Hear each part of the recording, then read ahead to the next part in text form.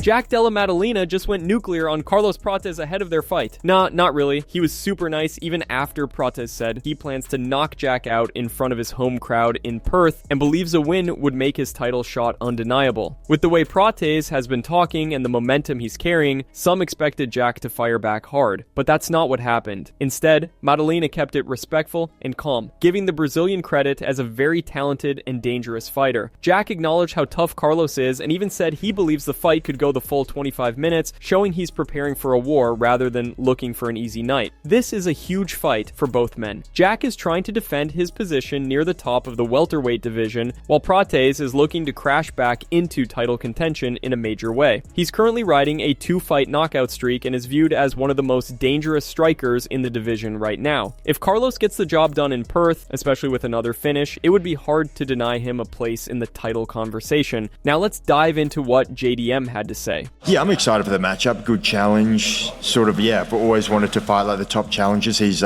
proved himself as one of the top contenders in the division. So, yeah, like all the guys in the top 10 sort of present different challenges, and Carlos, obviously, a dangerous, aggressive striker. So it's an exciting matchup. Got to be switched on. Got to come in there at my best to get the win for sure. Yeah, but I expect it to go 25 minutes. I think Carlos is super tough. I feel like I'm tough. I don't think he's going to take me out of there. I think it's going to be hard for me to take him out of there. But I expect a 25-minute battle.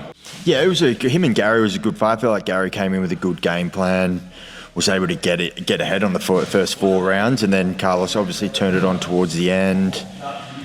I feel like maybe if they redid that and Carlos came in with a sort of a different mindset, I feel like he could have got the win. It was a close fight, but obviously, he bounced back 2 impressive knockouts. So he's definitely like one of the top contenders right now. So I'm excited for the challenge. Paddy Pimblett is catching a lot of heat from fans after his latest comments about the Justin Gaethje loss, with many accusing him of making excuses instead of fully owning the defeat. Paddy admitted that his ego got in the way against Justin. He said he abandoned the game plan because he wanted to prove a point, wanted to stand and trade, wanted to show everyone he could strike, and went looking for a war instead of fighting smart. According to Paddy, if he had stuck to his fight IQ and the original strategy rather than swinging recklessly, the outcome could have been very different. A lot of fans didn't like hearing Paddy imply he's actually the better fighter despite losing a clear decision. Many feel Justin simply outclassed him on the feet and exposed holes in his striking that can't just be blamed on ego. Paddy also revealed his next opponent, Benoit Saint-Denis, at UFC International Fight Week in what is shaping up to be a massive fight for both men. While fans may never get to see Paddy versus Ilia Topuria, this matchup is still a big test. BSD brings dangerous striking, relentless pressure, and high-level grappling, making him a nightmare matchup in a lot of ways. To be honest, with the last fight, I think a little bit of my ego got in the way. I wanted to knock him out, I wanted to strike with him and show everyone I could strike, where I wanted to walk when you're trying to take him down in the 5th round after he bludgeoned you at the end of the 2nd. It's quite hard. Back to fight IQ, back to the game plan and not just swinging recklessly. I'm not going to reveal who my opponent is. The UFC will do that in due course. We'll find out soon enough, won't we? Ilia versus Justin. Everyone's already counting Gaethje out, and we've already learnt you can't do that. I don't know, I've got a sneaky suspicion that Gaethje might pull off an upset here and surprise everyone. As you know, it's a fight. It's a fist fight. It can go either way. Anyone could beat anyone. In the White House, he's probably going to have a little bit more motivation to go out there and win because it's in front of his presidents and his home country. Ilia Topuria just completely snapped and went on a long, emotional rant about Brian Ortega and revealed a confrontation that nobody knew even existed. For years, fans assumed there was mutual respect there. Both are Spanish-speaking, both have similar cultural ties, and there was never any public tension. That image got shattered in one interview where Topuria went all the way in, calling Brian a retard and a clown. El Matador revealed that the two actually ran into each other in person, and Ilia confronted Brian over his earlier comments about not knowing who he was. What makes it more interesting is that these two were once expected to fight, back when Ilia was in the featherweight division. The matchup was discussed and felt close at the time, but it never came together. The reaction in Spain has been explosive. Fans were stunned not only by the feud itself, but by how far Topuria went. All of this is unfolding while the Georgian is gearing up for a massive title fight against Justin Gaethje at the White House event. The Ortega topic only came up because the reporter brought it up while asking Ilia about the recent drama surrounding Tracy Cortez Perez and Alex Pereira dating and then breaking up shortly after. Podría ser Brian Ortega.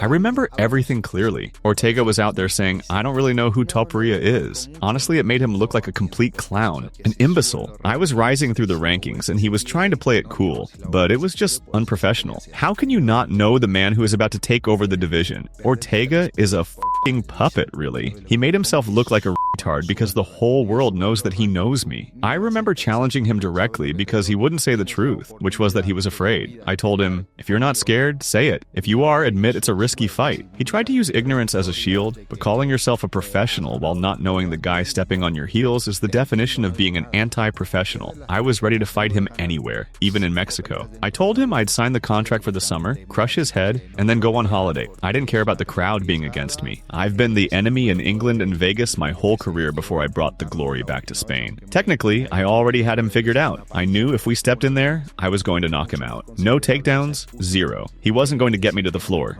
Josh Thomson believes Khamzat Chimaev will become the UFC's first ever 3-division champion, and he even entertained the idea of a John Jones versus Chimaev super fight down the line. In Thomson's eyes, when you look across multiple weight classes, there are very few fighters who can realistically threaten Chimaev, especially now with Magomed Ankalaev no longer holding the light heavyweight belt, which removes one of the biggest stylistic roadblocks people used to bring up. Khamzat and his team have been making a lot of noise lately about chasing history in a way we've never seen before. If Chimaev gets past Sean Strickland, the plan isn't to sit at middleweight for long. His camp has been talking about moving up to light heavyweight next to chase a second belt, and if that goes well, even heavyweight has been mentioned. So Team Chimaev is fully behind Josh Thomson's idea. A 3-division title run would be absolutely insane, especially considering how dangerous each jump becomes. Light heavyweight brings monsters with real knockout power, and heavyweight is a completely different world where one shot can change everything. But knowing Chimaev and the confidence his team has, they clearly believe he has the wrestling, pressure, and physicality to make it happen. I'd rather see John Jones versus, I wouldn't be against Khamzat Chimaev going up to heavyweight and fight. I know,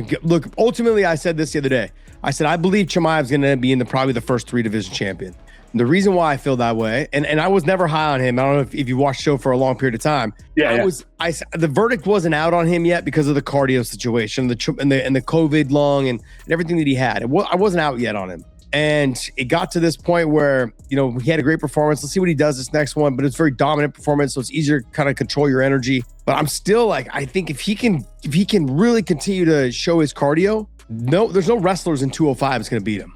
Ankalaev is probably his toughest match. And then you get to heavyweight, there's Curtis Blades. But he's not going to have to fight. He's not going to have to fight Curtis Blades if he's the champion at 205, which I think he would be. You know what I mean? So I look at it that way. I think to myself, he really could ultimately become a 3-division champion. That's it from MMA Psycho. Thanks for watching. Don't forget to leave a like and subscribe for daily MMA news.